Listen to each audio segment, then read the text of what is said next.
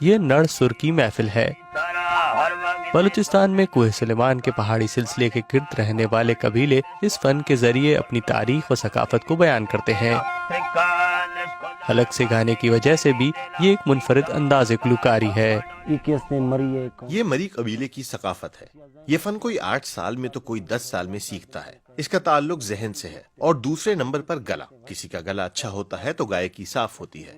یہ بہت محنت کا کام ہے۔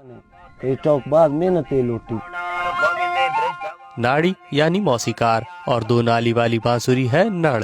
ناڑی اس میں ہوا پھونک کر اپنی انگلیوں سے سر کے جادو بکھیرتا ہے۔ یہ ایک نایاب آلہ موسیقی ہے۔ ہر ساز انگلیوں پر انحصار کرتا ہے، بس تجربے سے ہوا پھونکتے ہیں۔ یہ ہر ایک کا کام نہیں ہے۔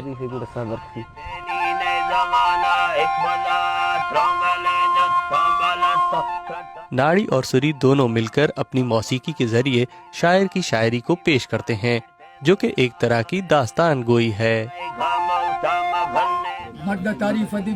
انسانوں کا اور جنگوں کا ذکر کیا جاتا ہے، خدا اور قدرت کی تعریف کی جاتی ہے۔ یہ شاعری روح کی غذا ہے، سمجھے؟ روح کی غذا، دل کی غذا اور ایک شوق ہے۔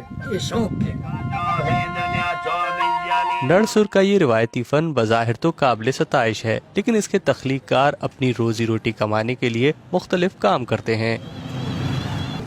کوئٹہ شہر میں شاعر وزیر خان ایک دکان کے باہر اپنی سلائی مشین پر درزی کا کام کرتے ہیں۔ میرا اپنا درزی کا کام ہے، ہاتھ کی ہی مزدوری ہے۔ دن میں کماتے ہیں اور رات کو کھاتے ہیں۔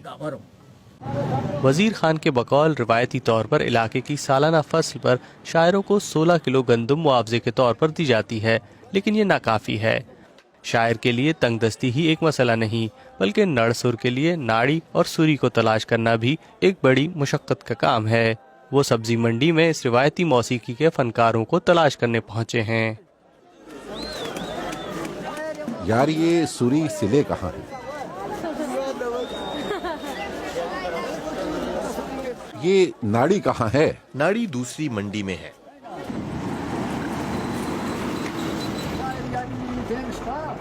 نڑ سر میں شاعر اور فنکاروں کا چولی دامن کا ساتھ ہوتا ہے۔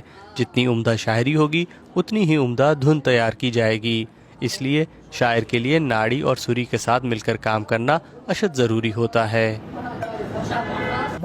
میں شاعر ہوں، میں شعر لکھ کر سری کو دیتا ہوں اور پھر وہ سر میں گاتا ہے، سری پھر ناڑی کے ساتھ بیٹھتا ہے، ناڑی کی دھن پر سری شاعری کو گاتا ہے۔ میرا کام وہ شاعری کرنا ہے۔ کسی بھی شاعر کے لیے شعر کی تخلیق ایک روحانی عمل سے کم نہیں ہوتی۔ وزیر خان بھی قدرت اور ارد گرد کے حالات سے متاثر ہو کر لفظوں کو شعر کی شکل دیتے ہیں۔ جب بارش ہو، بادل گرجیں، بجلی چمکے تو شاعر کا دل جوش میں آتا ہے، تب شاعر اسی جوش سے شاعری کرتا ہے، سمجھے؟ ہمارا دین بھی یہی ہے، عبادت بھی یہی ہے، سب کچھ یہی ہے۔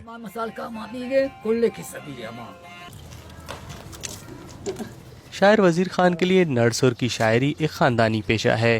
ان کے آباء و اجداد سن 1840 سے یہ شاعری کرتے آ رہے ہیں، لیکن وزیر خان اپنی آئندہ نسل تک اپنی یہ میراث منتقل نہیں کر سکے اور ان کا کوئی شاگرد بھی نہیں۔ شاگردی کچھ یوں ہوتی ہے کہ جب بیٹے ہوں تو انہیں شاعری سکھائی جاتی ہے۔ میرا کوئی شاگرد نہیں، میرے 2 ہی بیٹے ہیں، دونوں گونگے ہیں، ایک نورا خان اور ایک نور دین۔ میرا شاگرد کوئی نہیں ہے، میں کچھ نہیں کر پایا۔ بلوچستان کے روایتی فن نڑ سر کو ناپید ہونے سے بچانے کے لیے بہت ضروری ہے کہ ناڑی، سری اور شاعروں کے معاشی مسائل کو حل کیا جائے تاکہ وہ نڑ سر کے نایاب فن کو زندہ رکھ سکیں۔ اظہار الحق، DW اردو، کوئٹہ، بلوچستان۔